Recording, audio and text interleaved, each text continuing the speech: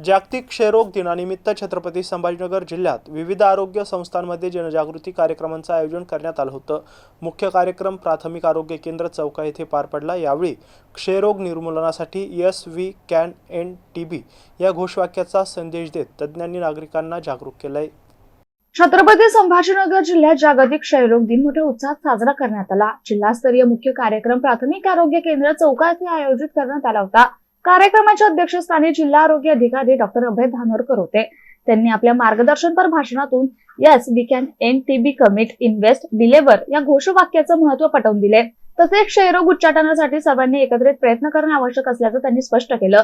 यावेळी जिल्हा क्षयरोग अधिकारी डॉक्टर वैशाली डकले यांनी क्षयरोगाबाबत समाजात असलेले गैरसमज आणि भीती दूर करण्यासाठी जनजागृतीचं महत्त्व अधोरेखित केलं। कार्यक्रमास अतिरिक्त जिल्हा आरोग्य अधिकारी डॉक्टर नागेश साबरगावकर, वैद्यकीय अधिकारी डॉक्टर सदाफ, डॉक्टर ऋषी भूमकर तसेच आरोग्य विभागातील अधिकारी आणि कर्मचारी मोठ्या संख्येने उपस्थित होते। तसेच क्षयरोग मुक्त भारत अभियान 100 दिवसांची मोहीम याबाबत सविस्तर माहिती देण्यात आली।